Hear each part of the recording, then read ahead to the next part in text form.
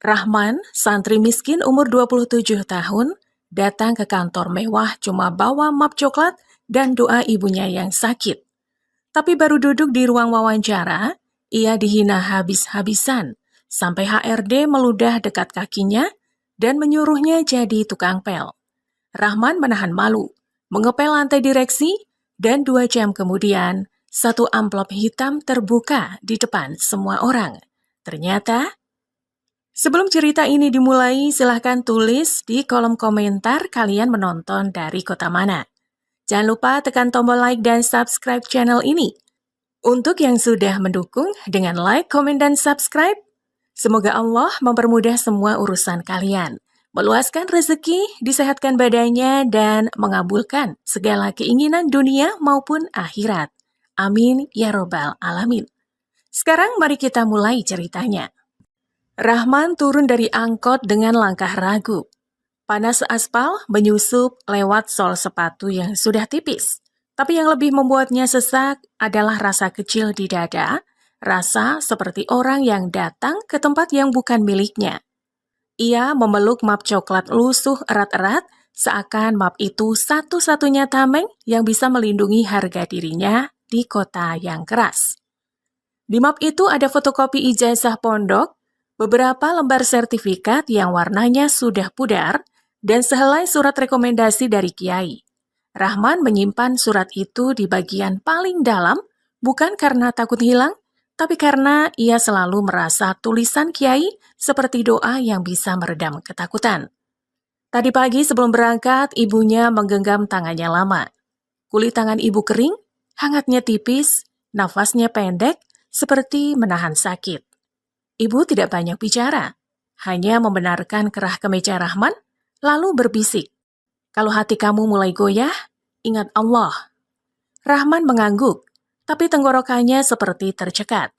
Ia tidak ingin ibu melihat wajahnya yang hampir pecah.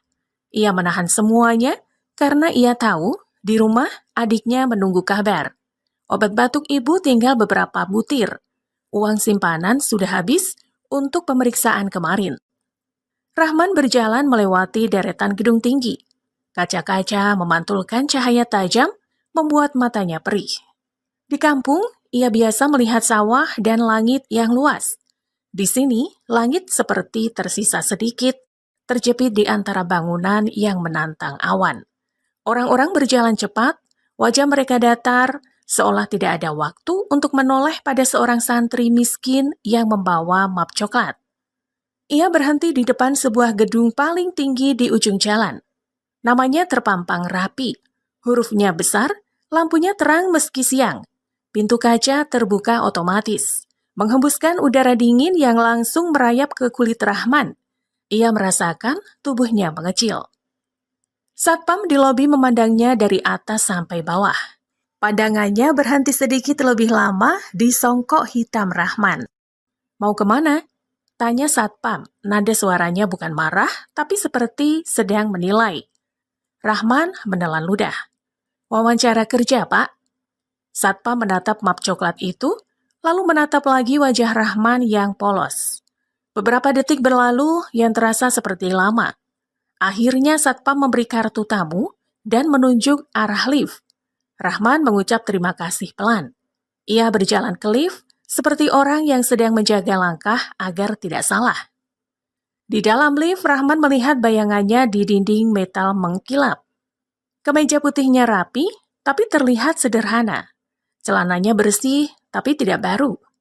Ia merapikan nafas, mengencangkan genggaman pada map, lalu mengucap dalam hati, Allah, jangan biarkan aku pulang dengan tangan kosong. Lift berhenti di lantai tinggi. Pintu terbuka, menampilkan lorong panjang yang karpetnya tebal. Bau ruangan seperti parfum mahal dan pendingin udara. Rahman menatap sekeliling, lalu melangkah pelan. Langkahnya tenggelam di karpet, seolah gedung itu meminta semua orang berjalan tanpa suara. Di ujung lorong ada ruang tunggu dengan kursi empuk. Di sana sudah ada beberapa orang, bajunya rapi, wajahnya percaya diri. Beberapa memegang map kulit yang terlihat baru. Rahman duduk paling ujung. Ia menaruh map coklat di pangkuan, lalu meremas sisi map yang penyok. Waktu berjalan seperti terseret. Setiap kali pintu ruangan wawancara terbuka, ada nama dipanggil, ada orang masuk, lalu keluar dengan wajah berbeda-beda. Rahman menunggu sampai akhirnya namanya disebut. Rahman, dadanya langsung mengetat. Ia berdiri membenahi songkoknya, lalu melangkah. Pintu ruangan terbuka dan udara dingin di dalamnya terasa lebih tajam. Di ruangan itu ada meja panjang. Di atasnya ada laptop menyala, pulpen, berkas, dan segelas air yang tampak belum tersentuh. Di seberang meja duduk seorang perempuan dengan rambut rapi dan pakaian gelap yang terlihat mahal. Di sebelahnya duduk seorang laki-laki berkepala plontos, kemejanya terang, dasinya rapi. Senyum mereka ada tapi tidak hangat. Lebih seperti senyum orang yang sudah biasa menilai tanpa merasa. Di belakang mereka, dekat jendela kaca besar, berdiri seorang pria berjas hitam. Wajahnya datar, tangannya di depan, posisinya seperti pengawal. Ia tidak bicara, tapi matanya memperhatikan Rahman dengan cara yang membuat Rahman merasa sedang diukur. Rahman menunduk. Assalamualaikum. Perempuan itu tidak menjawab salam. Ia hanya menunjuk kursi. Rahman duduk pelan. Ia meletakkan map coklat di meja, tapi tangannya tetap menahan ujungnya seolah takut map itu meluncur dan membuka semua luka yang ia simpan. Wawancara dimulai dengan pertanyaan biasa, nama, umur, alamat. Rahman menjawab jujur, suara pelan namun teratur. Ia berusaha menatap, tapi matanya lebih sering menunduk karena ia terbiasa sopan pada orang yang lebih tua. Laki-laki berkepala plontos mengetik sesuatu. Perempuan itu mengangguk tanpa ekspresi, lalu menyandarkan punggung. Setelah beberapa menit, pertanyaan berubah arah. Latar pendidikan kamu apa? Perempuan itu bertanya, suaranya ringan tapi tajamnya terasa. Rahman menarik nafas. Saya lulusan pondok. Sejenak ruangan sunyi, lalu ada tawa kecil, cepat seperti sengaja dilepaskan agar Rahman mendengar. Laki-laki itu menoleh dari laptop, bibirnya melengkung. Pondok, ulangnya seperti sedang mencicip kata yang menurutnya lucu. Rahman menahan wajahnya agar tetap tenang. Ia mengangguk, lalu membuka map coklat pelan, mengeluarkan ijazahnya. Tangan Rahman sedikit gemetar, tapi ia paksa stabil. Ia menyerahkan ijazah itu dengan dua tangan. Perempuan itu mengambilnya dengan ujung jari, seolah kertas itu bisa mengotori tangannya. Ia melihat sekilas, tidak sampai selesai, lalu meletakkan kembali di meja dengan gerakan yang membuat ijazah itu bergeser miring. Kamu bisa apa di kantor seperti ini? Perempuan itu bertanya lagi. Senyumnya makin tipis. Rahman menjelaskan apa yang ia bisa. Mengetik, mengarsip, membuat laporan sederhana, membantu administrasi koperasi di pondok, mencatat pemasukan dan pengeluaran, mengecek kesalahan angka. Ia bicara pelan tapi jelas. Ia tidak menambah bumbu karena ia percaya kejujuran itu cukup. Laki-laki itu bersandar menatap Rahman lama, lalu tertawa pelan. Kamu yakin ngerti dunia nyata? Katanya. Rahman menelan ludah. Dunia nyata. Kata itu seperti pukulan yang dibungkus halus. Rahman ingin berkata bahwa dunia nyata juga ada di pondok, di dapur umum saat beras menipis, di kas kecil saat uang harus dibagi, di malam dingin saat orang-orang miskin tetap harus bertahan. Tapi Rahman menahan lidahnya. Ia datang bukan untuk membuktikan siapa paling benar. Ia datang untuk mencari rezeki. Perempuan itu bertanya hal-hal lain yang membuat Rahman makin kecil. Kenapa pakai songkok? Kenapa bicaranya pelan? Kenapa tidak terlihat seperti kandidat lain yang lebih berani? Rahman menjawab sebaik mungkin, menahan rasa malu yang merayap sampai ke telinga. Di belakang, pria berjas tetap berdiri, diam. Tapi tatapannya tidak pernah lepas dari Rahman. Ada sesuatu di mata itu. Bukan mengejek, bukan juga kasihan. Lebih seperti sedang memastikan sesuatu terjadi sesuai rencana yang tidak Rahman tahu. Tiba-tiba laki-laki berkepala plontos mencondongkan badan sedikit ke depan. Ia menatap Rahman dengan senyum yang tidak baik, seperti orang yang ingin melihat seberapa jauh seseorang bisa dipermalukan. Kalau kamu kerja di sini, katanya, kamu harus kuat mental. Rahman mengangguk, meski hatinya mulai bergetar. Ia mengucap dalam hati, Allah kuatkan. Lalu tanpa peringatan, laki-laki itu meludah ke lantai dekat sepatu Rahman. Suaranya tidak keras, tapi cukup untuk membuat Rahman membeku. Perempuan di sampingnya tersenyum, seolah itu hiburan kecil di tengah siang yang membosankan. Wajah Rahman panas, telinganya berdenging, tangannya mengepal di bawah meja. Ia ingin berdiri, ingin keluar, ingin menutup pintu dengan keras. Tapi yang muncul di pikirannya justru wajah ibu, batuk ibu, tangan ibu yang menggenggamnya tadi pagi. Kalimat ibu tentang Allah. Rahman menunduk lebih dalam. Ia menahan nafas agar tidak berubah jadi air mata. Ia paksa bibirnya tetap diam. Ia tidak memberi mereka kepuasan melihatnya pecah. Perempuan itu menatap jam tangannya, lalu menutup map Rahman seperti menutup keputusan. Cukup, katanya singkat. Rahman mengangkat kepala sedikit. Dadanya seperti ditindih. Ia menunggu kalimat penolakan, menunggu perintah pulang. Tapi laki-laki berkepala pelontos malah berdiri, berjalan ke lemari kecil di sudut ruangan, dan mengeluarkan sesuatu yang membuat Rahman tidak langsung paham. Sebuah ember, sehelai kain pel, botol cairan pembersih. Laki-laki itu menaruh semua di depan Rahman, tepat di atas meja rapat yang mewah, seolah ingin memastikan Rahman melihatnya jelas. Perempuan itu menunjuk ke arah barang-barang itu, senyum sinisnya seperti pisau tipis. Rahman menatap ember itu lama. Nafasnya tertahan, seakan ruangan itu tiba-tiba kekurangan udara. Di belakang, pria berjas melangkah setengah langkah maju, tapi tetap diam. Mata tajamnya menempel pada Rahman, seperti menunggu keputusan yang akan mengubah jalan hidup seseorang. Rahman menelan ludah sekali lagi. Jari-jarinya menggenggam ujung kursi, menahan tubuhnya agar tidak jatuh oleh rasa malu yang menumpuk. Suara laki-laki berkepala pelontos terdengar pelan tapi jelas, seperti vonis yang sengaja diperlambat agar menyakitkan. Kalau mau kerja, mulai dari sini. Rahman menatap ember dan kain pel di atas meja itu seperti menatap keputusan yang sudah ditulis sebelum ia lahir. Kemeja putihnya tiba-tiba terasa makin tipis.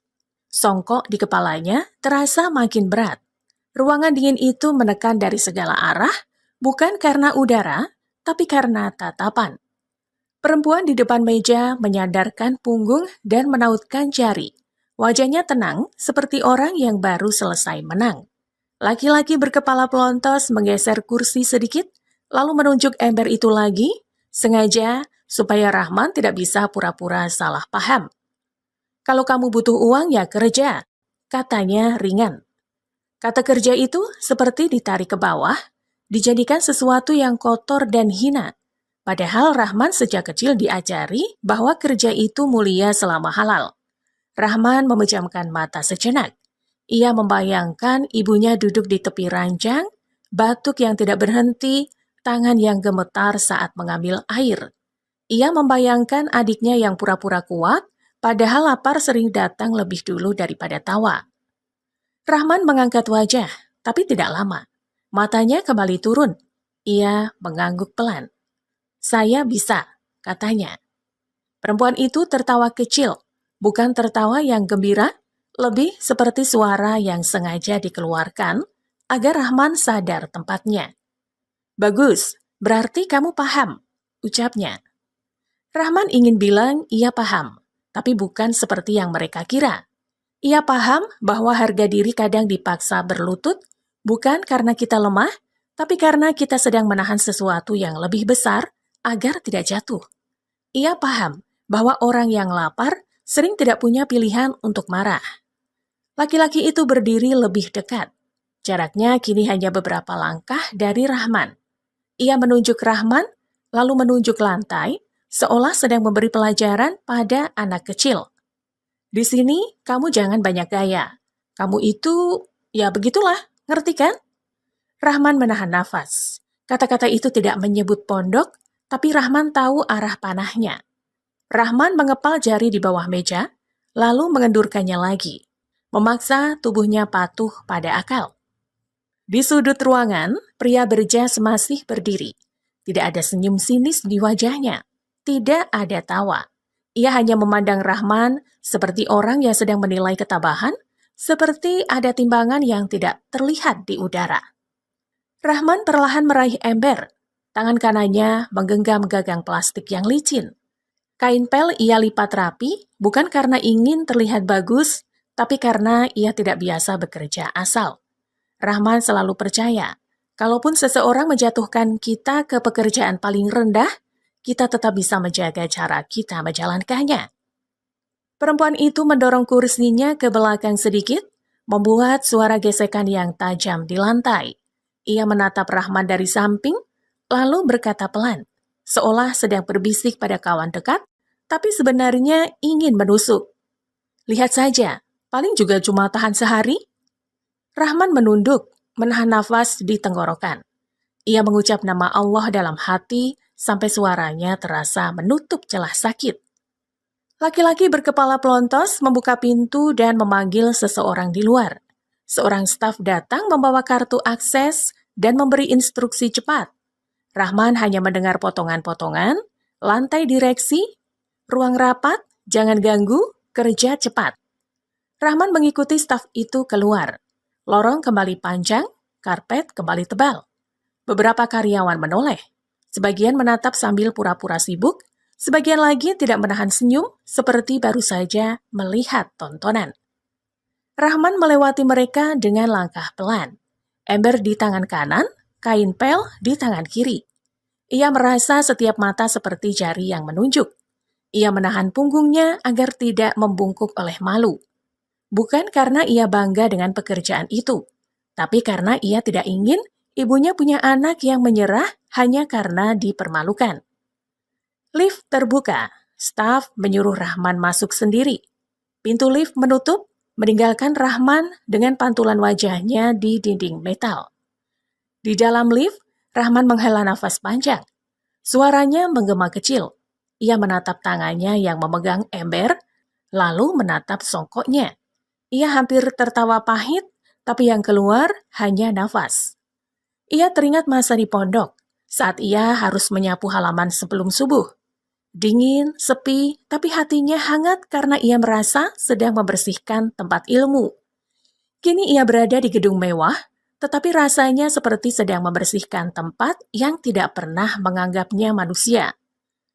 Lantai direksi tertera di angka tertinggi. Lift naik, pelan tapi pasti. Setiap detik seperti mengisi dada Rahman dengan tekanan yang tidak kelihatan. Pintu lift terbuka. Udara di lantai itu lebih dingin, lebih sunyi. Lorongnya bersih, mengkilap, lampunya putih terang seperti ruang operasi.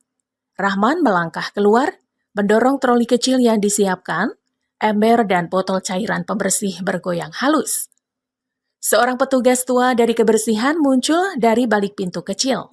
Wajahnya keriput, matanya lelah tapi tatapannya hangat. "Kamu yang baru?" tanyanya pelan. Rahman mengangguk. Petugas itu menatap ember di tangan Rahman, lalu menatap wajah Rahman yang pucat. Ia tidak mengomentari. Ia hanya mendekat dan menepuk bahu Rahman sekali, pelan, seperti memberi kekuatan tanpa kata. "Kalau lantai sini, hati-hati. Orang besarnya banyak," ucapnya. Rahman mengucap terima kasih. Ia berjalan menuju ruang rapat utama, mengikuti papan petunjuk kecil. Pintu kaca besar di depan ruang rapat terlihat tertutup rapat. Di dalamnya tampak meja panjang dan kursi tinggi, seperti kursi yang dibuat agar orang kecil merasa makin kecil. Rahman membuka pintu pelan. Suara engselnya halus. Ia masuk, lalu menutup kembali. Ruangan itu sepi, tapi tidak ramah. Seperti ada sesuatu yang menunggu di dalam sepi itu. Rahman berlutut di sudut ruangan, menuang cairan pembersih ke ember. Baunya tajam, menusuk hidung. Ia mencelup kain pel, memerasnya kuat sampai air menetes pelan. Lalu ia mulai mengepel. Gerakannya rapi teratur. Setiap sapuan kain pel seperti menahan air mata yang ingin jatuh. Rahman tidak ingin ada bekas, bukan hanya bekas kotoran, tapi bekas perasaan. Ia ingin melewati hari ini tanpa memberi mereka alasan untuk menertawakan kegagalannya. Tapi saat ia menggeser salah satu kursi, ada bunyi kecil dari bawahnya, seperti sesuatu yang tersangkut lalu terlepas. Rahman berhenti sejenak. Di bawah kursi itu ada amplop hitam yang tertutup rapat. Ujungnya sedikit tertekuk, seakan baru saja disembunyikan tergesa. Rahman menatap amplop itu tanpa bergerak. Nafasnya tertahan, dan ruangan yang tadinya sunyi tiba-tiba terasa punya suara. Suara yang belum terdengar, tapi seperti sedang memanggil pelan dari balik kertas hitam itu. Rahman menatap amplop hitam itu lama. Ujungnya tertekuk, seperti baru saja diremas lalu diselipkan buru-buru. Warna hitamnya kontras dengan lantai yang mengkilap. Ruangan rapat itu terlalu bersih, terlalu rapi, sampai benda sekecil amplop pun terlihat seperti noda. Ia menggeser kain pel pelan, mencoba tetap bekerja seperti biasa. Tapi matanya kembali tertarik pada amplop itu, seolah amplop itu punya nafas yang pelan dan berat. Rahman tidak menyentuhnya, bukan karena tidak berani, tetapi karena ia sudah belajar satu hal sejak pagi di gedung ini, barang kecil bisa jadi alasan untuk menghina, dan alasan itu bisa dipelintir seperti tali. Rahman menarik kursi itu sedikit, cukup untuk memastikan amplop itu tidak terseret. Saat ia membungkuk, ia mendengar suara dari luar pintu kaca, suara sepatu yang tegas, langkah yang tidak terburu-buru tapi pasti. Rahman refleks menahan nafas. Pintu kaca bergerak sedikit, tidak terbuka penuh, hanya celah kecil, namun cukup untuk membuat suara masuk ke ruangan. Jangan taruh di sembarang tempat. Suara laki-laki terdengar rendah. Ada suara lain yang menjawab, lebih pelan, seolah takut terdengar. Rahman tidak menangkap semua katanya, tapi menangkap satu potongan yang membuat bulu kuduknya naik. Kalau sampai jatuh ke tangan orang yang salah, habis kita. Rahman mematung. Kain pel di tangannya meneteskan air 1-2 tetes ke lantai, membentuk titik kecil seperti noda. Ia cepat-cepat mengusap titik itu, pura-pura sibuk, padahal telinganya kini tajam seperti pisau. Suara di luar terus berjalan, menjauh sedikit. Rahman berusaha tidak menoleh, karena menoleh bisa berarti tertangkap. Di pondok, ia diajari menjaga pandangan. Tapi di sini, menjaga pandangan berarti menjaga nyawa, atau setidaknya menjaga harga diri yang tinggal sedikit. Rahman mengepel lagi. Gerakannya tetap rapi, tapi dadanya semakin sempit. Ia mencoba berpikir sederhana. Ia cuma tukang pel. Ia tidak boleh ikut urusan orang besar. Ia harus selesai, turun, lalu pulang membawa uang. Namun ucapan tadi seperti menempel di kepala orang yang salah. Habis kita. Kalimat itu bukan kalimat orang yang sedang membicarakan hal kecil. Itu kalimat orang yang sedang menyimpan sesuatu. Rahman menggeser troli, membersihkan sisi dekat meja. Di atas meja, ada beberapa map tebal, sebagian tertutup rapat, sebagian terbuka sedikit. Rahman menahan diri untuk tidak melirik. Ia fokus ke lantai, fokus ke garis-garis halus pada marmer.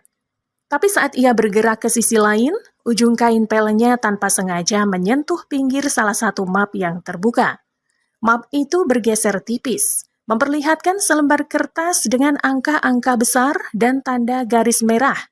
Rahman hanya melihat sekilas, tapi cukup untuk membuatnya sadar, ini bukan laporan biasa. Rahman cepat-cepat merapikan map itu kembali, seolah ia tidak pernah menyentuhnya. Jantungnya berdetak lebih cepat. Ia menelan ludah berkali-kali, mencoba menenangkan diri dengan doa yang ia tahan di dalam. Allah, tutupi aku dari fitnah, bisiknya dalam hati. Pintu kaca tiba-tiba terbuka penuh. Rahman spontan menunduk lebih dalam. 2 orang masuk, salah satunya laki-laki berkepala plontos yang kemarin meludah dekat sepatunya. Wajahnya santai, bahkan terlihat puas. Di sampingnya, perempuan yang kemarin menunjuk Rahman berjalan dengan langkah cepat, seolah ruangan ini memang miliknya. Mereka berhenti dekat meja, berbicara sambil membuka laptop. Rahman tetap mengepel di sudut, berusaha jadi bayangan. Di mata mereka, Rahman memang cuma benda bergerak yang membersihkan jejak. "Bersihin yang benar," perempuan itu berkata tanpa menoleh. Suaranya dingin. Rahman mengangguk. "Baik." Laki-laki itu melirik Rahman sekilas. Tatapannya turun ke songkok, lalu ke tangan Rahman yang memegang kain pel. Ia tersenyum kecil, seolah baru ingat kejadian kemarin, seolah bangga sudah menempatkan Rahman di posisi yang ia mau. "Jangan sentuh meja," katanya. Rahman menahan nafas. "Baik." Mereka kembali bicara pelan. Kali ini lebih tertutup. Rahman hanya menangkap kata-kata yang tercecer, audit, rapat, aman, tanda tangan. Rahman pura-pura tidak dengar, padahal setiap kata terasa seperti batu kecil yang dilempar ke danau, membuat gelombang yang pelan tapi luas. Lalu Rahman melihat sesuatu yang membuat tengkuknya dingin. Perempuan itu menunduk, meraih bawah kursi yang tadi bergeser, lalu mengambil amplop hitam itu dengan cepat. Gerakannya tidak seperti orang menemukan barang jatuh. Gerakannya seperti orang memastikan barang itu masih ada. "Ini masih di sini," gumamnya. Laki-laki itu menghela nafas lega. "Jangan sampai hilang." Perempuan itu memasukkan amplop ke dalam tasnya, rapat seperti menyimpan ular. Rahman menunduk makin dalam. Ia merasa dirinya semakin kecil, tapi sekaligus merasa sedang berdiri dekat sesuatu yang berbahaya. Ia ingin cepat-cepat keluar, namun kalau ia keluar sekarang, mereka bisa curiga. Rahman tetap mengepel sampai lantai mengkilap. Setelah itu ia mengangkat ember, menahan agar air tidak tumpah. Ia berjalan pelan menuju pintu. Saat ia hendak keluar, laki-laki berkepala pelontos tiba-tiba berkata tanpa menoleh, "Kamu tunggu." Rahman berhenti. Jari-jarinya mengencang pada gagang ember. "Besok kamu kesini lagi." Laki-laki itu lanjut, suaranya seperti memberi perintah pada benda. "Pagi." Rahman mengangguk. "Baik." Ia keluar dengan langkah pelan, menutup pintu kaca hati-hati. Baru setelah pintu tertutup, Rahman berani menghela nafas. Lorong terasa lebih dingin dari sebelumnya. Ia berjalan menuju lift, tapi di tengah jalan ia melihat pria berjas hitam yang sejak awal selalu ada. Pria itu berdiri di ujung lorong, memandang Rahman tanpa ekspresi. Bukan tatapan mengejek, bukan tatapan kasihan. Tatapan yang membuat Rahman merasa sejak ia masuk gedung ini, langkahnya tidak sepenuhnya miliknya sendiri. Rahman menunduk, ingin lewat begitu saja. Tapi sebelum ia benar-benar melangkah, pria berjas itu bicara pelan, cukup untuk didengar Rahman saja. "Jaga tanganmu, jaga matamu." Rahman membeku. Ember di tangannya terasa makin berat. Ia ingin menoleh, ingin bertanya siapa pria itu, tapi kakinya seperti tertancap. Pria itu tidak menunggu jawaban. Ia berbalik, berjalan menjauh, meninggalkan Rahman sendirian di lorong yang mengkilap dengan satu kalimat yang menempel di dada seperti paku. Rahman berdiri mematung beberapa detik. Amplop hitam itu seperti memegang ruangan, membuat udara di sekelilingnya terasa lebih berat. Ia menahan diri untuk tidak menyentuhnya. Ia menurunkan pandangan ke lantai, memaksa tangannya tetap bekerja. Ia mengepel pelan, berputar ke sisi lain, membuat dirinya tetap terlihat seperti tukang pel yang tidak tahu apa-apa. Tapi telinganya masih menangkap gema kalimat tadi dari balik pintu kaca. Kalau sampai jatuh ke tangan orang yang salah, habis kita. Rahman tidak paham siapa yang salah. Tapi ia paham kalimat itu lahir dari rasa takut. Rasa takut orang dewasa yang terbiasa memegang kuasa, tiba-tiba takut kehilangan semuanya. Ia mendorong troli menuju pintu, hendak keluar sebelum ada yang curiga. Namun baru 2 langkah, pintu kaca di sisi ruangan bergerak lagi. Kali ini lebih lebar. Suara langkah sepatu terdengar jelas, mendekat. Rahman refleks menahan nafas dan menunduk seolah sedang mengusap noda kecil. 2 orang masuk. Salah satunya bukan HRD. Yang satu ini wajahnya lebih muda, tapi tatapannya licin. Ia membawa map tipis dan ponsel yang terus menyala. Ia berhenti dekat meja, memandang sekeliling seperti orang yang mencari sesuatu yang tertinggal. Laki-laki berkepala pelontos muncul menyusul. Wajahnya terlihat tergesa walau ia berusaha tenang. Perempuan itu ikut masuk, langkahnya cepat. Rahman tetap di sudut, mengepel tanpa suara, seolah keberadaannya tidak penting. "Mana?" tanya perempuan itu. Suaranya singkat. Yang muda menunjuk kursi. "Tadi di bawah situ." Perempuan itu menunduk cepat, menarik kursi, matanya mencari. Rahman menahan diri untuk tidak bergerak. Ia merasa kalau ia salah nafas saja, mereka akan menoleh dan melihatnya sebagai ancaman. Perempuan itu menemukan amplop hitam itu, lalu mengangkatnya sedikit. Ia tidak membuka. Ia hanya menekan bagian ujungnya seperti memastikan isinya masih utuh. Kemudian ia memasukkannya ke tasnya dengan gerakan yang terlalu hati-hati untuk sesuatu yang tidak penting. "Jangan ceroboh," perempuan itu berbisik pada yang muda. Laki-laki berkepala pelontos menghela nafas. "Kita tidak boleh ada celah." Rahman menelan ludah. Kata celah itu membuatnya bergidik. Ia baru sadar, di kantor seperti ini, orang yang sedang mengepel pun bisa dianggap celah. Ia menunduk lebih dalam, mengepel di dekat kaki kursi, pura-pura fokus pada lantai. Tapi matanya menangkap sesuatu di atas meja. Map yang tadi sempat bergeser, kini terbuka lebih lebar. Ada lembaran berisi angka, kolom, dan tanda merah yang terlihat seperti luka di atas kertas. Rahman tidak ingin membaca, tapi angka besar itu seperti melompat sendiri ke matanya. Ada satu baris yang terlihat janggal, terlalu bulat, terlalu rapi, seperti angka yang dipaksa menipu. Rahman cepat-cepat mengalihkan pandangan. Ia terus mengepel, mengingat pesan pria berjas, "Jaga tanganmu, jaga matamu." Rahman sekarang paham maksud kalimat itu. Bukan hanya soal sopan, tapi soal selamat. Tiba-tiba laki-laki berkepala pelontos menoleh ke arah Rahman. Senyumnya muncul lagi, tapi bukan senyum mengejek seperti kemarin. Ini senyum yang lebih berbahaya. Senyum orang yang baru ingat sesuatu. "Kamu?" panggilnya. Rahman berhenti. Kain pel menetes pelan. "Iya, Pak." Laki-laki itu berjalan mendekat beberapa langkah. Ia tidak melihat lantai. Ia melihat Rahman seperti melihat benda yang bisa dipindah kapan saja. "Besok kamu kesini lagi, pagi," katanya. Rahman mengangguk. "Baik, Pak." Perempuan itu ikut menoleh, menatap Rahman dari ujung mata. "Jangan banyak dengar, kerja saja." Rahman menunduk. "Baik, Bu." Yang muda tertawa kecil, lalu kembali menatap ponselnya. Seolah Rahman bukan manusia. Rahman menahan nafas. Ia ingin cepat keluar. Ia ingin turun dan menenangkan diri. Namun tubuhnya terasa kaku.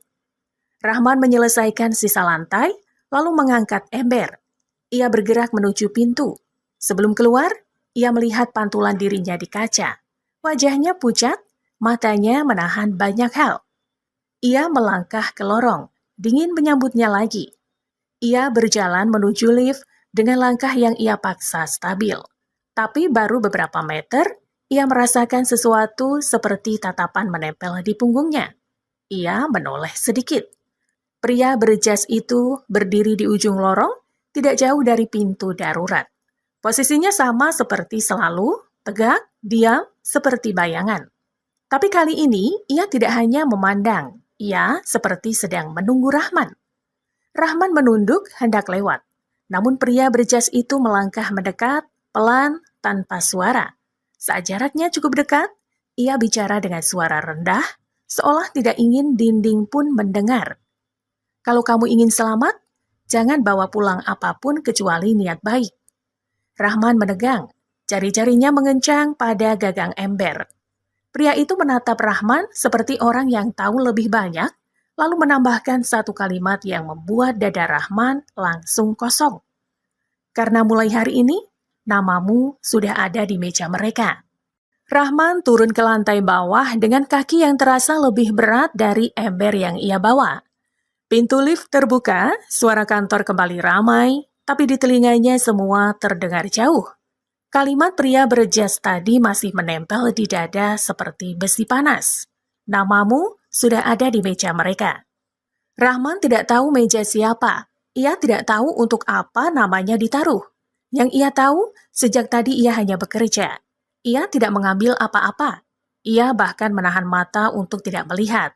Tapi justru itu yang membuatnya makin takut. Karena kalau ia yang tidak tahu apa-apa saja sudah disebut, berarti ada rencana yang jauh lebih rapi daripada amplop hitam. Di ruang kebersihan, petugas tua menatapnya dari jauh. Rahman mencoba tersenyum, tapi senyum itu tidak jadi. Ia mengambil lap cadangan, menaruh ember di sudut, lalu mencuci tangannya lama. Air dingin mengalir tapi tidak mampu menghilangkan rasa kotor di hatinya. Bukan kotor oleh lantai, tapi kotor oleh cara manusia mempermainkan manusia lain. Ponselnya bergetar, pesan masuk dari adiknya. Abang, ibu tadi batuk keras. Obatnya tinggal 2. Rahman membaca pelan. Dadanya langsung sesak. Ia menggenggam ponsel itu sampai buku jarinya putih. Ia membayangkan ibu menahan batuk sambil menutupi mulut dengan kain, membalik tubuh agar tidak terdengar tetangga. Rahman ingin pulang sekarang juga, ingin bawa ibu ke dokter, ingin menebus semua ketakutan dengan sesuatu yang nyata. Tapi ia tidak punya uang. Ia mengusap wajahnya, lalu duduk sebentar di bangku kecil ruang kebersihan. Petugas tua mendekat, menaruh segelas air. "Kamu kenapa?" tanyanya pelan. Rahman menggeleng. "Tidak apa-apa." Petugas itu tidak memaksa. Ia hanya duduk di samping, menatap lantai, seolah mengerti bahwa ada luka yang tidak bisa diceritakan di tempat kerja. Belum sempat Rahman menenangkan nafas, pintu ruang kebersihan diketuk. Seorang staf kantor berdiri di sana. Bajunya rapi, rambutnya licin, dan wajahnya kaku seperti sedang membawa kabar yang bukan tugasnya. "Rahman," panggil staf itu. Rahman berdiri cepat. "Iya." Staf itu melirik ke kanan kiri, lalu berkata, "Kamu disuruh ikut saya." Rahman menelan ludah. "Kemana?" "Ruang arsip." Kata arsip membuat Rahman merinding. Ia mengikuti staf itu melewati lorong, melewati meja-meja karyawan yang penuh layar komputer. Beberapa orang menoleh saat melihat Rahman membawa lap dan botol pembersih.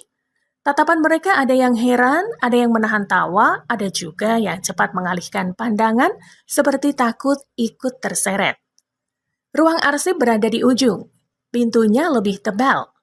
Di dalam udara lebih pengap, bau kertas tua bercampur pendingin ruangan yang dingin. Lampunya putih membuat tumpukan map terlihat seperti dinding. Staf itu menunjuk satu rak. "Ini." Rahman mendekat. Di rak itu ada map-map biasa, tapi di tengahnya ada satu map baru yang warnanya lebih bersih. Di punggung map itu tertulis satu nama dengan huruf rapi. Rahman. Jantung Rahman langsung turun. Ia menatap map itu tanpa berani menyentuh. "Itu punya siapa?" Suara Rahman hampir tidak keluar. Staf itu menggeleng cepat. "Saya tidak tahu. Saya cuma disuruh taruh." Katanya khusus.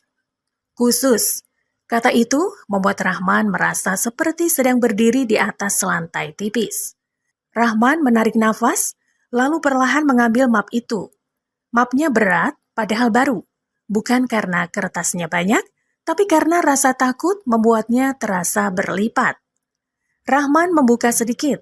Di dalamnya ada fotokopi kartu identitasnya. Ada catatan alamat rumahnya, ada lembar yang berisi riwayat pondok. Bahkan ada foto rumah kayu di kampung yang terlihat seperti diambil diam-diam dari jauh. Rahman menutup map itu cepat. Tangannya gemetar. Ia menatap staf di depannya. "Ini dari mana?" Suaranya pecah sedikit. Staf itu mundur setengah langkah. "Saya benar-benar tidak tahu. Saya cuma pegawai. Saya takut salah." Rahman menahan nafas. Ia tidak marah pada staf itu. Ia marah pada keadaan yang menjadikan orang kecil sebagai alat dan orang kecil lain sebagai kurir ketakutan. Ia memeluk map itu, lalu bertanya pelan. "Siapa yang nyuruh?" Staf itu menunduk. "Bagian atas." Bagian atas. Jawaban itu tidak memberi apapun selain rasa dingin. Rahman mengangguk pelan, lalu mengembalikan map itu ke rak, tepat di tempat semula. Ia tidak membawa map itu, karena ia ingat pesan pria berjas, jangan bawa pulang apapun kecuali niat baik. Ia tidak tahu apa yang sedang disiapkan, tapi ia tahu membawa map itu bisa membuatnya jadi orang yang salah. Rahman berbalik, hendak keluar. Namun, saat ia melewati pintu, ia melihat pria berjas itu lagi. Berdiri di ujung lorong luar ruang arsip, seperti sudah menunggu. Rahman menahan langkah. Ia merasa tengkuknya dingin. Pria berjas itu menatap Rahman tanpa ekspresi. Lalu tanpa suara keras, ia bicara pelan. "Kamu tidak perlu pegang map itu." Rahman menelan ludah. "Bapak siapa?" Pria itu tidak menjawab nama. Ia hanya berkata, "Kamu cukup kerja. Tapi kalau mereka mulai mendorongmu tanda tangan sesuatu, jangan buru-buru." Rahman membeku. Kata tanda tangan itu seperti pisau. Ia teringat pembicaraan di ruang rapat tentang celah, audit, aman. Ia teringat amplop hitam yang disembunyikan rapat. Ia teringat map bernama Rahman yang tiba-tiba lahir dari tangan-tangan orang yang tidak ia kenal. Rahman ingin bertanya lebih jauh, tapi pria itu sudah melangkah pergi, meninggalkan Rahman sendirian di lorong panjang dengan suara kantor yang ramai namun terasa seperti jauh, dan dengan map bernama Rahman yang masih berdiri diam di rak arsip, seperti tanda bahwa hidupnya baru saja dipindahkan ke permainan orang besar. Rahman pulang sore itu dengan kepala penuh suara yang tidak berhenti. Ia berjalan melewati kios kecil, melewati motor yang berdesakan, melewati anak-anak yang tertawa, tapi semuanya terasa seperti gambar yang lewat tanpa bunyi. Tubuhnya lelah, namun pikirannya jauh lebih lelah. Ia berusaha menenangkan diri, berjanji pada diri sendiri untuk tidak memikirkan amplop hitam, map bernama Rahman, dan kata tanda tangan yang diucapkan pria berjas. Di kamar kos sempit, Rahman duduk di lantai. Ia menatap dinding kusam, lalu mengeluarkan ponsel. Ia ingin menelpon ibunya, tapi takut suaranya terdengar goyah. Ia hanya mengirim pesan singkat, mengatakan besok ia akan berusaha membawa uang. Setelah itu ia berwudu, sholat, dan sujud lama. Bukan untuk meminta keajaiban, hanya meminta hatinya tetap lurus di tempat yang licin. Pagi berikutnya Rahman datang lebih awal. Gedung itu masih terasa dingin, bahkan sebelum pendingin ruangan menyala penuh. Ia masuk, mengambil alat kebersihan, lalu naik ke lantai direksi seperti perintah kemarin. Lorong di atas masih sunyi, kaca-kaca masih mengkilap, seolah kemarin tidak pernah terjadi. Baru beberapa menit ia mengepel, seorang staf datang. Bukan staf yang kemarin membawanya ke arsip. Kali ini lebih tua, wajahnya lebih licin, dan tangannya membawa map tipis berwarna biru. "Rahman?" panggilnya. Rahman berhenti. "Iya." Staf itu tersenyum kecil. "Ada berkas, kamu tanda tangan." Rahman menelan ludah. Kata tanda tangan itu membuat telapak tangannya dingin. Ia menaruh kain pel, berdiri dengan sopan, lalu mendekat. Map biru itu dibuka di depan Rahman. Ada satu lembar kertas, tulisan rapih, banyak istilah yang terlalu asing untuk ukuran tukang pel. Di bagian bawah ada ruang tanda tangan dan di sampingnya ada nama yang sudah dicetak. "Rahman." "Ini apa, Pak?" tanya Rahman pelan. Staf itu masih tersenyum. "Biasa, administrasi." Rahman menatap kertas itu lagi. Ia tidak mengerti semuanya, tapi ada satu kalimat yang membuat dadanya tersentak. Kalimat tentang tanggung jawab atas kebersihan dan kehilangan barang di area tertentu. Rahman membaca pelan, lalu membaca lagi. Kata kehilangan itu seperti lubang. "Kalau saya tanda tangan, maksudnya saya tanggung jawab kalau ada barang hilang?" tanya Rahman. Staf itu menghela nafas seperti orang lelah menghadapi anak kecil. "Ya wajar, kamu kan kerja di sini. Masa tidak mau bertanggung jawab?" Rahman diam. Ia teringat amplop hitam yang dicari panik. Ia teringat map bernama Rahman. Ia teringat perempuan itu berkata, "Jangan banyak dengar, kerja saja." Tiba-tiba semuanya tersambung pelan-pelan. seperti benang yang ditarik keluar dari kain. Rahman mengangkat kepala sedikit. Saya tidak bawa barang apa-apa. Staf itu menekan nada suaranya lebih halus, tapi lebih dalam. Tanda tangan saja, cepat. Nanti saya repot. Rahman menatap pulpen yang disodorkan. Ujung pulpen itu seperti jarum. Ia bisa saja menulis namanya dan selesai. Ia bisa saja pura-pura tidak paham, asal aman untuk hari ini. Tapi suara pria berjas muncul lagi di kepalanya. Kalau mereka mulai mendorongmu tanda tangan sesuatu, jangan buru-buru. Rahman mengambil pulpen itu, tapi tidak langsung menulis. Ia menahan nafas, lalu berkata pelan, "Saya mau baca dulu, Pak." Senyum staf itu menipis. Tidak perlu lama, itu standar. Rahman menatap kertas itu lebih dekat. Ia bukan orang kota, tapi ia terbiasa teliti. Di pondok, ia pernah membantu mencatat uang koperasi. Ia tahu cara orang menipu bukan selalu dengan angka besar, kadang dengan satu kalimat kecil yang diselipkan. Rahman menunjuk satu baris. Ini apa maksudnya? Staf itu merampas map biru dari tangan Rahman, lalu menutupnya cepat, seolah Rahman baru saja menyentuh sesuatu yang tidak boleh disentuh. "Kamu ini kebanyakan tanya," katanya pelan namun tajam. Rahman menunduk. "Maaf Pak, saya cuma takut salah." Staf itu menatap Rahman lama. "Kalau kamu tidak tanda tangan, kamu bisa dianggap tidak kooperatif." Rahman merasa tenggorokannya kering. Kata tidak kooperatif terdengar seperti ancaman halus. Ia tahu orang seperti dia mudah diganti. Ia tahu ia butuh uang. Ia tahu ibu butuh obat. Tapi ia juga tahu kalau ia jatuh ke jebakan ini, bukan hanya uang yang hilang. Nama baiknya yang tinggal satu-satunya bisa hancur. Dan ia tidak akan punya apa-apa untuk dibawa pulang selain malu. Rahman menarik nafas dalam. "Saya tidak berani tanda tangan tanpa paham." Staf itu memalingkan wajah, lalu berjalan pergi dengan langkah cepat, meninggalkan Rahman berdiri di lorong dingin dengan kain pel yang masih basah. Beberapa detik kemudian, ponsel Rahman bergetar.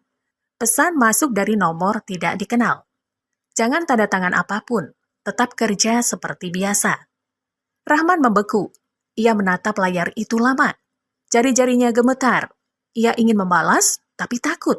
Ia mematikan layar, menyimpan ponsel, lalu mengambil kembali kain pelnya.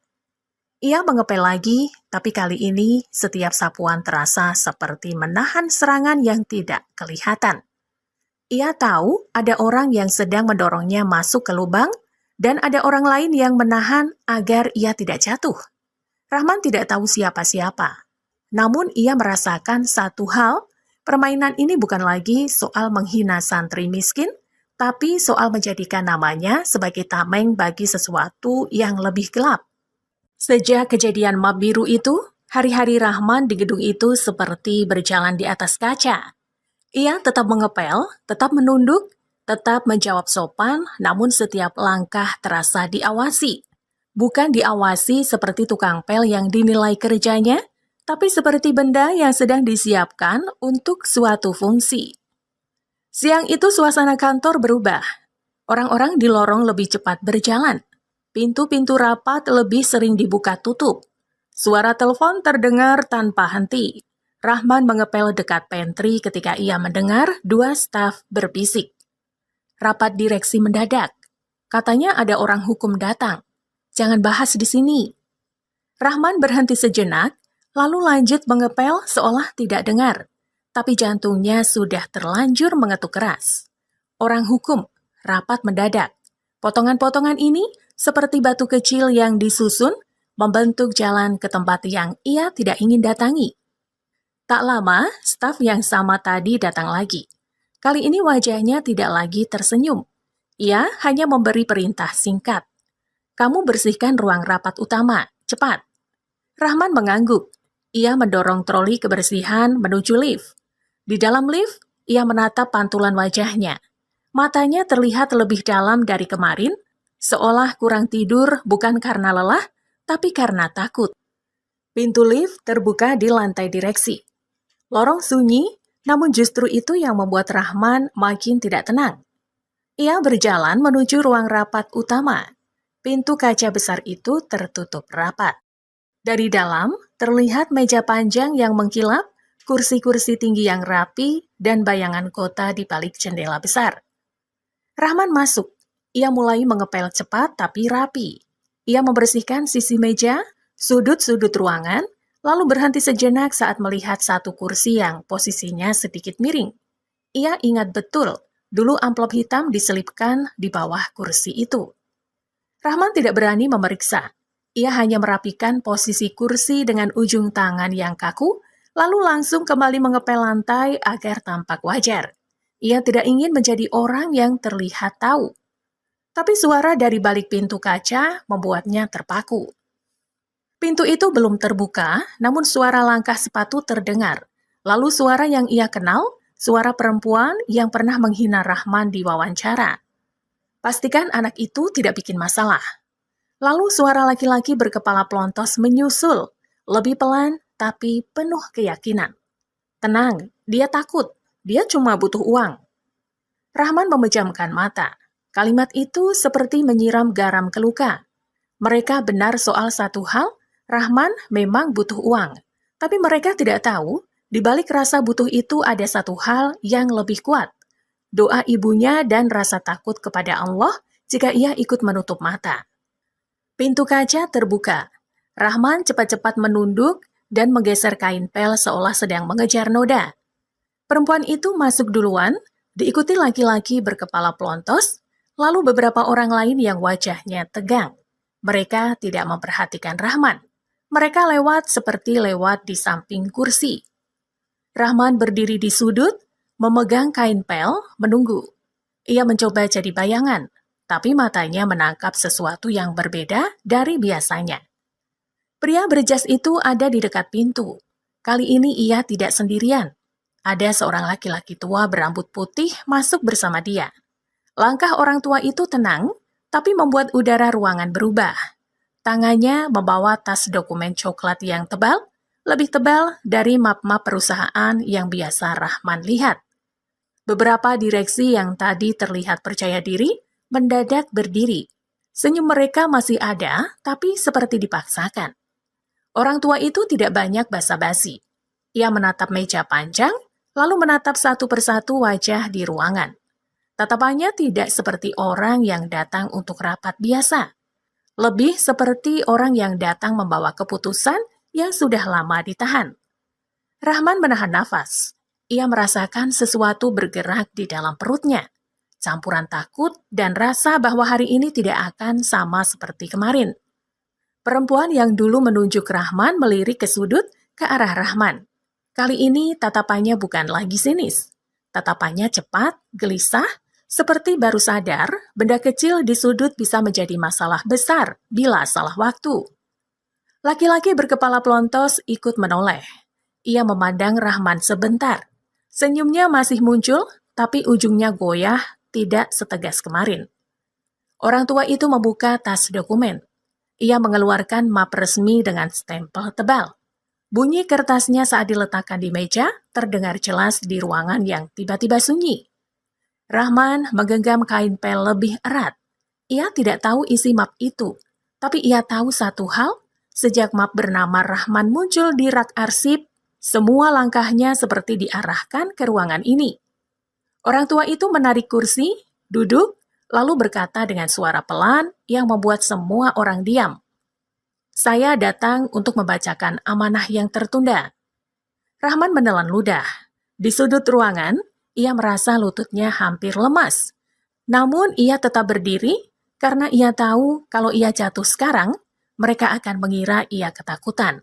Padahal yang sebenarnya terjadi, Rahman sedang menahan sesuatu yang baru saja menyentuh pintu hidupnya. Ruang rapat itu mendadak seperti masjid saat semua orang menahan suara. Tidak ada yang berani menggeser kursi terlalu keras. Tidak ada yang berani batuk. Hanya bunyi pendingin ruangan dan detak jam yang seakan dipelankan. Rahman berdiri di sudut, tangan masih memegang kain pel yang lembab. Bau cairan pembersih menempel di jarinya.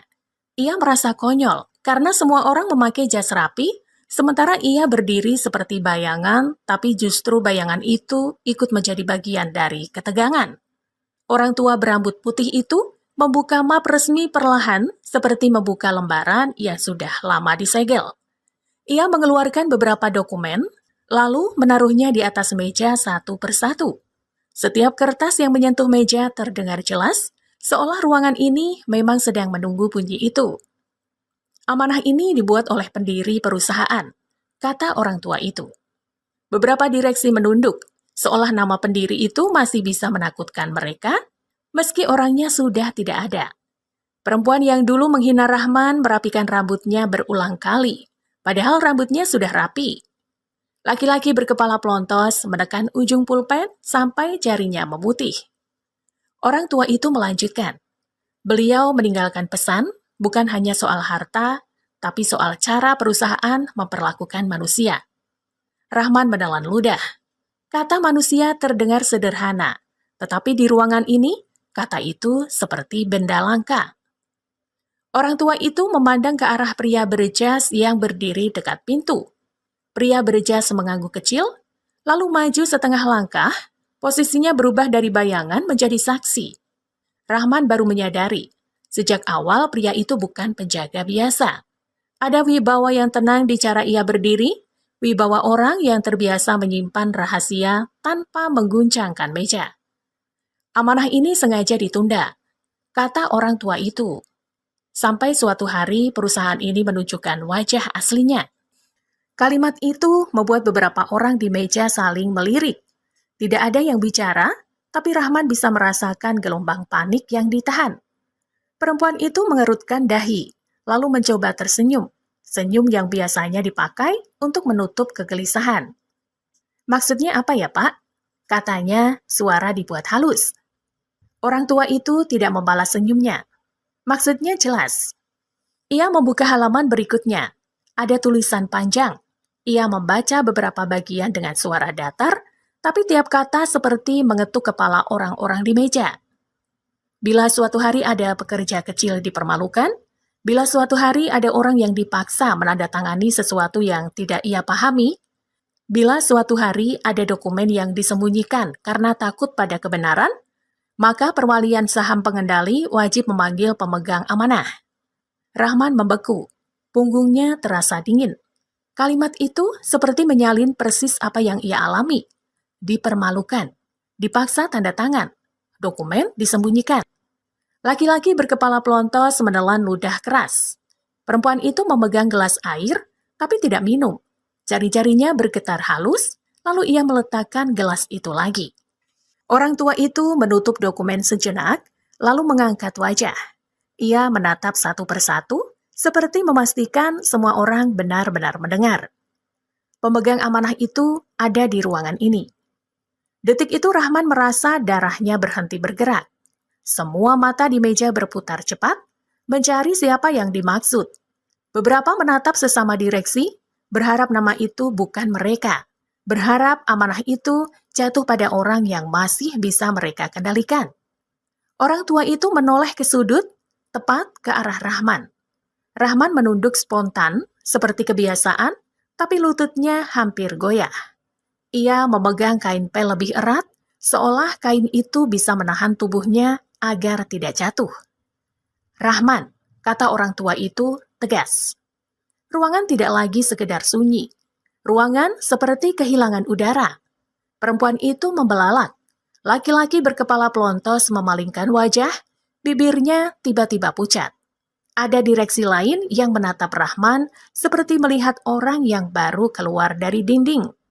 Rahman tidak tahu harus melangkah atau tetap diam. Ia merasa semua ini tidak masuk akal. Ia datang membawa map coklat, lalu dipaksa jadi tukang pel. Bagaimana mungkin dalam waktu singkat namanya disebut sebagai pemegang amanah? Pria berjas maju 2 langkah, berdiri sejajar dengan orang tua itu. Suaranya baru terdengar, rendah dan jelas. Rahman, mohon mendekat. Rahman melangkah pelan. Setiap langkah terasa berat. Bukan karena lantai, tapi karena tatapan orang-orang yang dulu menertawakannya, kini menatap dengan ketakutan. Rahman berdiri dekat ujung meja. Tangannya masih bau pembersih. Ia menatap orang tua itu, lalu menunduk lagi. Mencoba menjaga adab meski dunia di kepalanya seperti berputar. Orang tua itu menggeser satu dokumen ke arah Rahman. Di atasnya ada stempel resmi, ada tanda tangan, ada nama pendiri perusahaan, dan ada satu kalimat yang membuat nafas Rahman nyaris putus. Pemegang amanah saham pengendali atas nama Rahman. Perempuan itu langsung berdiri setengah seperti ingin protes. Tapi suaranya tidak keluar. Laki-laki berkepala pelontos menatap dokumen itu seperti menatap jurang. Rahman memejamkan mata, mengucap nama Allah dalam hati. Ia tidak merasa menang. Ia merasa sedang ditarik ke depan oleh sesuatu yang jauh lebih besar dari dirinya. Sesuatu yang baru saja membuka pintu, dan di balik pintu itu ada kebenaran yang membuat meja ini mulai retak. Rahman masih berdiri di ujung meja, menatap dokumen itu seperti menatap laut yang tiba-tiba memanggil namanya. Ia ingin mundur, ingin bilang ini salah, ingin meyakinkan dirinya bahwa semua orang di ruangan ini sedang bercanda buruk. Tapi tidak ada yang tertawa, tidak ada yang berani bergerak. Orang tua itu menepuk pelan dokumen di depan Rahman, bukan untuk memerintah, tapi untuk menegaskan bahwa tulisan itu nyata. Pria berjas berdiri di sampingnya, wajahnya tetap datar, namun matanya kini menempel pada para direksi, seperti mengunci semua pintu yang tadi mereka kira masih terbuka. Perempuan yang dulu menunjuk Rahman menarik nafas pendek. Ia mencoba bicara, tapi suaranya seperti tertahan di tenggorokan. Ini pasti ada kesalahan, katanya akhirnya lirih. Orang tua itu menatapnya tanpa emosi. Kesalahan sudah lama terjadi di ruangan ini. Dokumen tidak pernah salah. Laki-laki berkepala pelontos menggeser kursinya, bunyinya kasar. Ia mencoba tersenyum, tapi bibirnya bergetar. Ia menatap Rahman seperti menatap benda yang tiba-tiba berubah jadi pisau. Rahman cuma petugas kebersihan, katanya, berusaha terdengar santai. Mana mungkin? Orang tua itu membuka lembar lain, lebih tebal, lebih rapi. Pemegang amanah dipilih karena syarat-syaratnya bukan gelar, bukan jabatan. Syaratnya hati dan perlakuan kalian. Kalimat itu membuat ruangan makin dingin. Beberapa orang menunduk, bukan hormat, tapi seperti malu yang dipaksa muncul.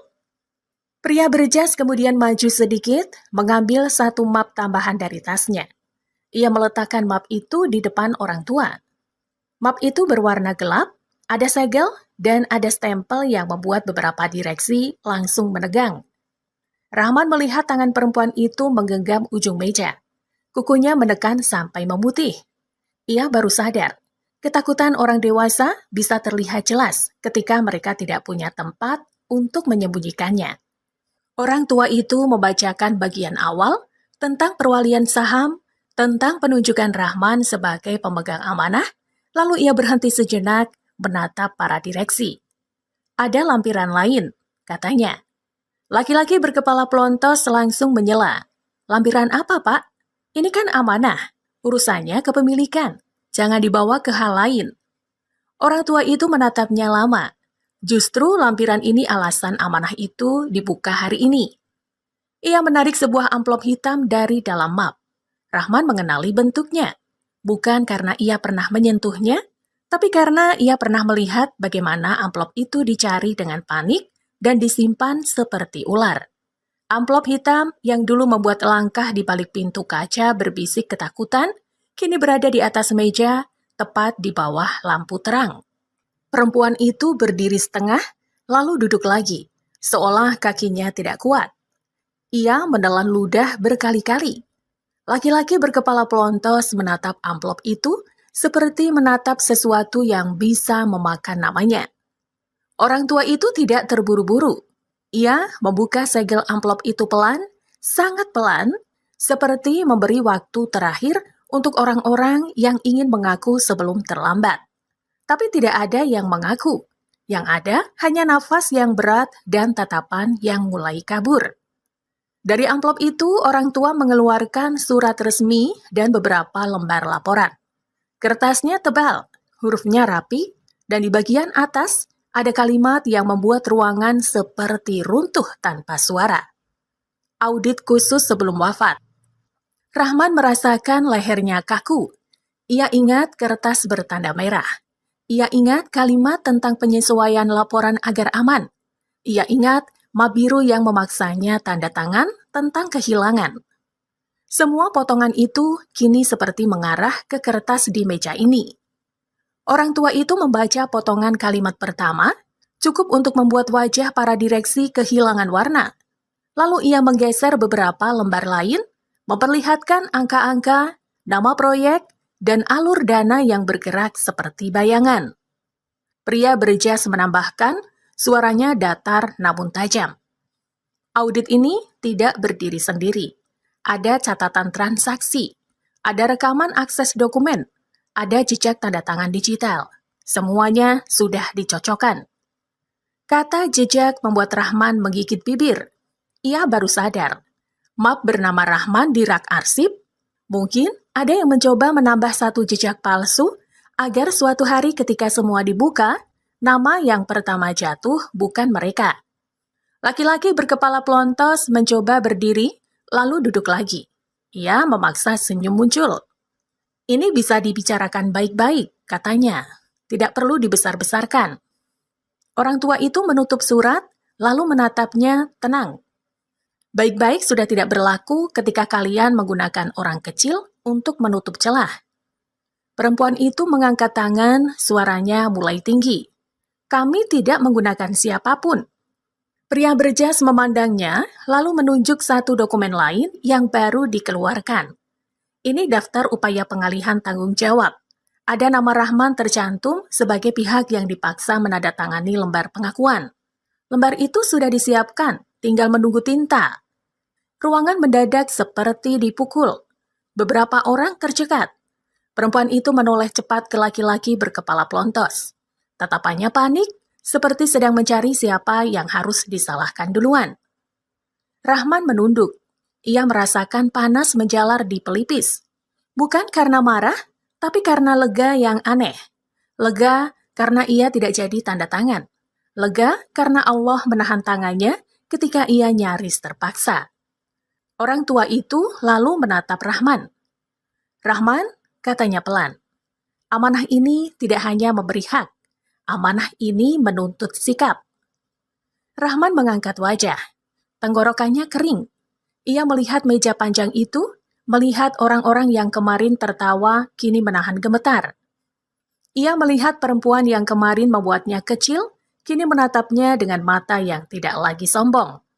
Ia melihat laki-laki berkepala pelontos yang kemarin meludah dekat sepatunya, kini menahan nafas seperti orang kehabisan tanah. Rahman ingin bicara, tapi ia takut kata-katanya keluar sebagai amarah. Ia menutup mata sejenak, mengucap nama Allah dalam hati, meminta agar lidahnya tidak menjadi racun. Lalu Rahman membuka mata dan berkata pelan, "Saya tidak datang untuk membalas." Kata itu tidak keras, tapi cukup untuk membuat ruangan kembali diam. Rahman melanjutkan, suaranya masih lembut. "Saya datang ke sini karena ibu saya sakit. Saya butuh kerja halal, tapi kalau Allah menaruh saya di titik ini, saya tidak bisa berpura-pura buta." Pria berjas mengangguk kecil, seolah mengizinkan Rahman melanjutkan. Rahman menarik nafas, lalu menatap semua orang di meja itu satu persatu tanpa menunjuk, tanpa berteriak. "Saya cuma punya 3 permintaan," ucap Rahman. Dan di saat Rahman mengucapkan kalimat itu, beberapa tangan di meja mulai gemetar lebih jelas. Bukan karena Rahman mengancam, tetapi karena mereka baru sadar. Orang yang mereka injak ternyata sedang berdiri di atas kebenaran yang tidak bisa mereka pindahkan. Ruangan itu menunggu 3 permintaan Rahman seperti menunggu palu hakim dijatuhkan. Namun Rahman tidak mengangkat suara. Ia tetap berdiri dengan punggung lurus, kain pel masih di tangannya, dan mata yang tidak lagi menunduk karena takut, melainkan menunduk karena menjaga hati. Permintaan pertama, kata Rahman pelan. Uang yang hilang harus dikembalikan. Beberapa direksi tersentak. Perempuan itu menelan ludah, lalu menatap orang tua berambut putih, seolah berharap masih ada jalan lain. Laki-laki berkepala pelontos memejamkan mata sebentar, lalu membuka lagi dengan nafas berat, seperti orang yang baru sadar pintu sudah terkunci dari luar. Pria berjas menyodorkan satu berkas tambahan ke orang tua itu. Orang tua itu membuka, lalu menatap para direksi. Ada daftar pemulihan dana, katanya. Ada tenggat, ada konsekuensi. Rahman melanjutkan, permintaan kedua, tidak ada lagi orang kecil yang dipaksa tanda tangan, dipaksa mengaku, dipaksa jadi tameng. Kalimat itu membuat meja panjang seperti bergeser meski tidak ada yang menyentuh. Rahman melihat petugas tua kebersihan yang tadi sempat muncul di pintu, kini berdiri jauh, matanya basah, tapi ia cepat-cepat menunduk, seolah tidak ingin air matanya jadi bahan tertawaan. Rahman menarik nafas, lalu berkata, permintaan ketiga, perusahaan ini harus punya program beasiswa untuk anak karyawan dan anak pesantren, dan bantuan kesehatan yang jelas untuk keluarga pekerja. Bukan karena saya ingin terlihat baik, tapi karena saya tahu rasanya menahan sakit di rumah tanpa uang. Tidak ada yang menyela. Kali ini bukan karena mereka sopan, tapi karena mereka tidak punya lagi kata yang bisa menutup kebenaran. Rahman tidak mengancam. Ia hanya menyebut hal yang seharusnya sudah dilakukan sejak lama. Orang tua itu mengangguk pelan. Permintaan dicatat. Pria berjas menatap Rahman sejenak, lalu menatap para direksi. Suaranya tetap datar, tapi membuat beberapa pundak turun lemas. Mulai hari ini, keputusan perwalian berlaku. Pengawasan berlaku, audit lanjut, dan seluruh upaya mengalihkan tanggung jawab kepada Rahman dihentikan. Perempuan itu duduk perlahan, seolah baru sadar kakinya tidak kuat menahan sombong yang runtuh. Laki-laki berkepala pelontos memandang meja kosong, wajahnya kehilangan warna. Satu orang direksi lain berusaha membuka mulut, tapi yang keluar hanya nafas yang pendek. Rahman menunduk, lalu berkata lagi, kali ini lebih lembut. Saya tidak minta mereka dipermalukan seperti saya. Saya cuma minta ini berhenti. Kata berhenti terdengar sederhana, tapi di ruangan itu, kata itu seperti pisau yang memotong rantai lama. Rapat selesai tanpa tepuk tangan. Orang-orang keluar dengan langkah yang tidak lagi ringan. Tidak ada tawa, tidak ada sindiran. Hanya suara sepatu yang menabrak lantai dengan beban yang mereka bawa sendiri. Rahman keluar paling akhir. Ia kembali ke sudut ruangan, mengambil ember dan kain pelnya yang tadi sempat ia letakkan. Ia mengepel satu garis kecil yang tadi tertinggal, rapi seperti menutup luka dengan pelan. Bukan untuk direksi, tapi untuk dirinya sendiri, agar ia tidak membawa kotoran hati pulang. Di bawah gedung, angin kota menyambut. Rahman berjalan ke apotek dengan langkah cepat. Ia membeli obat untuk ibunya tanpa menawar, karena untuk pertama kali dalam beberapa hari, ia bisa membayar tanpa takut dompet kosong. Ia juga membeli roti kecil untuk adiknya, lalu menatap plastik itu lama, merasa seperti orang yang baru saja keluar dari badai. Di kampung, ibu menatap Rahman dengan mata lelah. Rahman tidak bercerita panjang. Ia hanya meletakkan obat di meja, memegang tangan ibu, lalu mencium punggungnya. Ibu tersenyum tipis. Senyum yang tidak butuh penjelasan. Malamnya saat rumah sunyi dan adiknya sudah tidur, Rahman mengambil sajadah. Ia sujud lama. Bukan sujud orang yang merasa menang, tapi sujud orang yang takut hatinya berubah setelah melihat orang besar gemetar. Di dalam sujud itu, Rahman hanya membawa satu permintaan yang tidak diucapkan keras, agar Allah menjaga dirinya tetap menjadi orang kecil yang tahu diri, meski dunia sudah memaksanya berdiri di depan meja yang dulu menertawakannya.